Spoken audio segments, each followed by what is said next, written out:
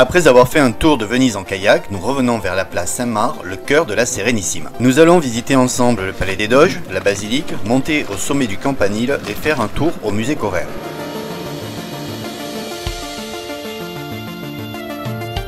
Du côté de la Piazzetta Saint-Marc, qui donne sur le Grand Canal, deux statues sont érigées sur leurs colonnes. À droite, c'est le lion protecteur de Venise. Sur l'autre colonne trône Saint Théodore, les pieds sur le dragon, à moins que ce soit un crocodile. Le Palais des Doges fut la résidence officielle des Doges de la République de Venise, ainsi que le lieu de représentation de ces institutions majeures depuis le XIVe siècle. Venise a eu pendant des siècles l'un des systèmes politiques les plus novateurs et modernes par rapport à l'ensemble de l'Europe. Pendant que ses voisins étaient dirigés par des princes, des rois ou des sultans, Venise était gouvernée par des ducs élus, les fameux Doges de la République.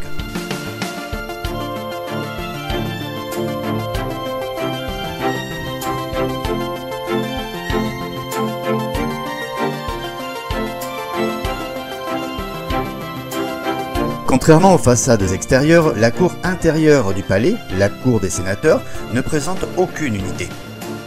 Le balcon du premier étage permet de découvrir ce qui a longtemps été une spécialité de la cité, la bouche des dénonciations, sorte de boîte aux lettres faite pour recevoir les dénonciations que les procurateurs prenaient plus ou moins en compte.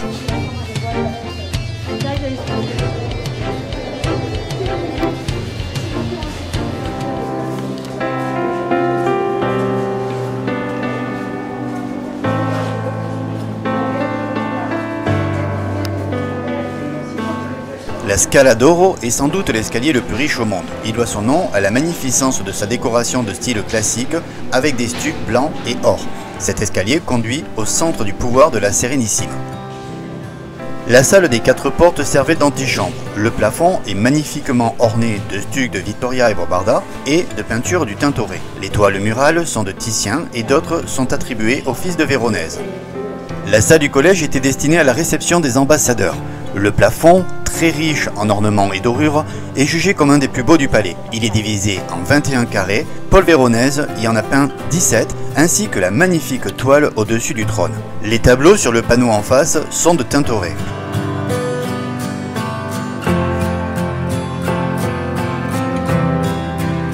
La salle du Sénat fait suite à celle du collège. Elle possède elle aussi des peintures magnifiques de Bonifacio, de Tintoret ou de Django Domenico Tiepolo.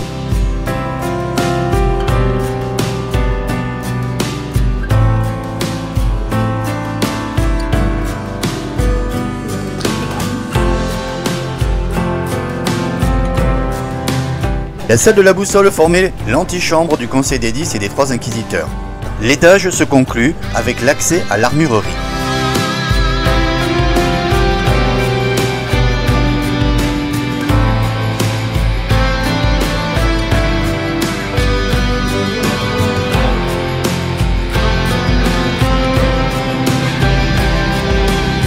À l'étage du dessous, on arrive dans ce qui a longtemps été la bibliothèque, avant qu'elle ne soit déménagée de l'autre côté de la place après un incendie.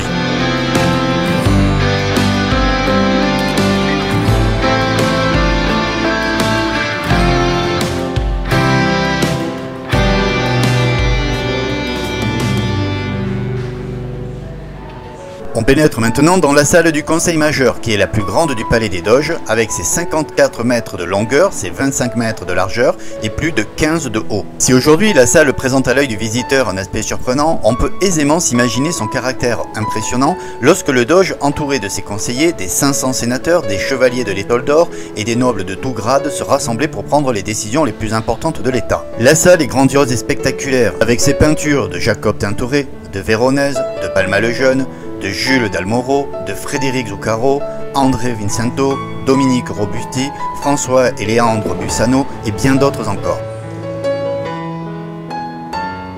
Juste à côté se trouve la salle du scrutin. Elle est aussi ornée de grands tableaux dont les sujets sont principalement des batailles.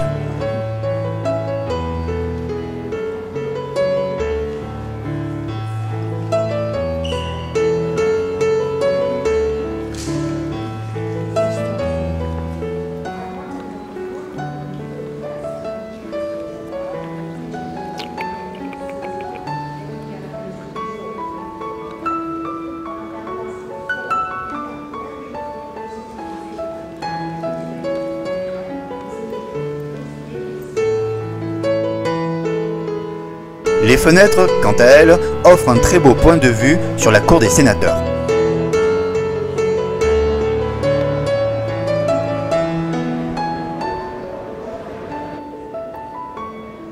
Après un rapide passage dans les appartements privés des Doges, il est temps de descendre vers la dite nouvelle prison. En réalité, il y avait deux prisons, celle qu'on appelait les plombs qui se trouvait sous les toits et celle qui sera construite ensuite dans les sous-sols d'un autre bâtiment. Pour y accéder, il faut emprunter le très célèbre pont des Soupirs qui était la dernière occasion que beaucoup de prisonniers ont eu de voir un coin de ciel bleu et la lagune.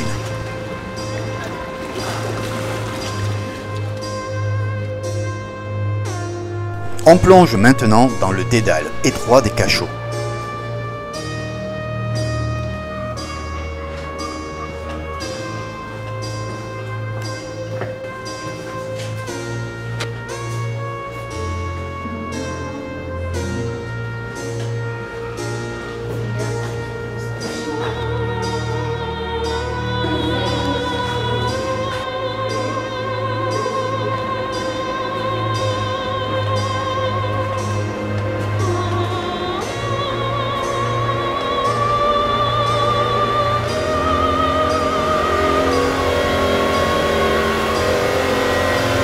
En reprenant le pont des Soupirs dans le sens inverse, on retourne vers le palais des Doges en passant par les salles des tribunaux et d'administration.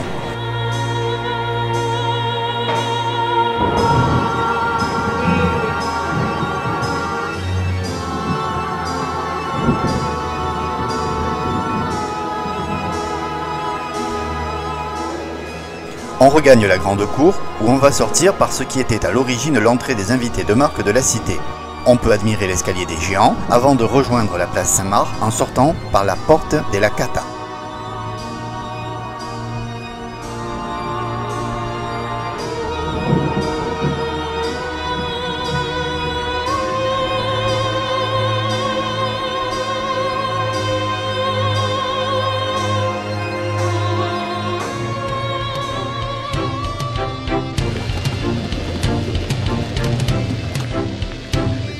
Nous nous dirigeons maintenant vers la basilique Saint-Marc. La cathédrale de la ville est l'un de ses monuments les plus célèbres. La version initiale du bâtiment a été construite à la fin du 9e siècle pour héberger le corps de l'évangéliste Saint-Marc, dont deux marins pour contribuer au prestige de leur cité dérobèrent la dépouille à Alexandrie pour la ramener cachée dans une carcasse de porc.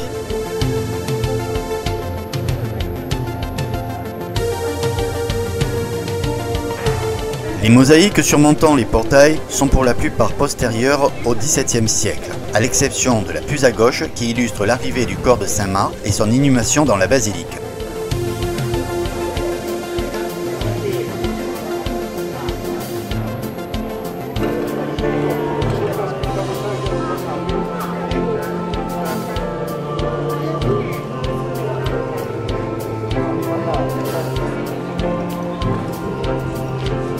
Le narthex de la basilique est richement décoré de marbre et de mosaïques faites entre le XIIIe et le XVIe. Le bâtiment est d'une richesse inouïe avec ses 4000 m² de mosaïques à fond d'or et du marbre à profusion. Le chœur, surélevé, est séparé de la nef par une iconostase à colonnes d'aspect byzantin. Derrière le maître-autel se trouve la Pala d'Oro, un extraordinaire rétable réalisé entre le 9e et le 14e siècle. La partie supérieure de Saint-Marc abrite un musée où sont exposés des vestiges parmi les plus anciens et où trônent les originaux des chevaux de bronze doré dont les copies sont en façade. Ce quadrige du IVe siècle provient de l'hippodrome de Constantinople pillé lors de la 4e croisade détournée par les Vénitiens. Cet endroit offre un incroyable point de vue sur tout l'intérieur du bâtiment. C'est par là qu'on accède aussi à une terrasse sur laquelle se tenaient les personnages importants lors des fêtes données sur la place. Le patron de la maison. C'est ainsi que les Vénitiens appellent affectueusement le campanile de la place Saint-Marc. Du haut de ses 98 mètres, il est au point de rencontre des deux places. Il fut détruit à plusieurs reprises. La dernière fois, il s'effondra entièrement en 1902 sans faire de victimes, excepté le chat du gardien.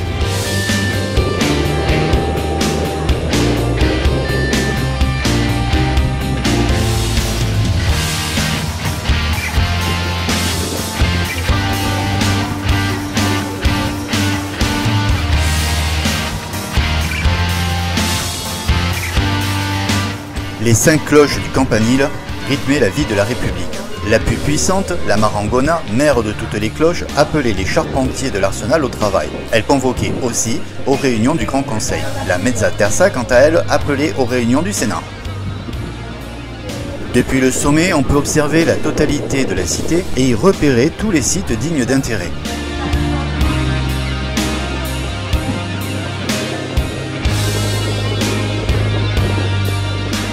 Nous traversons maintenant la place Saint-Marc pour aller vers le musée Covert, c'est le musée municipal de la ville. Il occupe une partie de l'aile Napoléon consacrée aux bâtiments de l'administration qui, eux, occupaient les 3/4 de la place. Le musée doit son nom à Teodoro Correr, un descendant d'une des plus vieilles familles vénitiennes qui a légué en 1830 sa collection d'œuvres d'art à Venise. Le musée abrite des œuvres d'art, des documents, des objets, des monnaies, de la vaisselle et des cartes qui témoignent tous de l'histoire de la vie quotidienne de la Sérénissime à travers les siècles.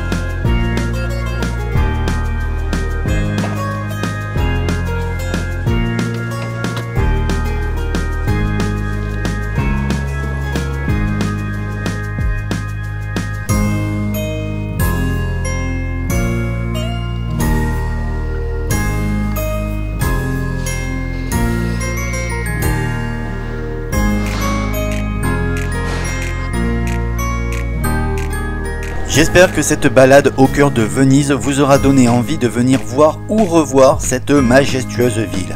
N'oubliez pas de vous abonner et de partager cette vidéo avec vos amis.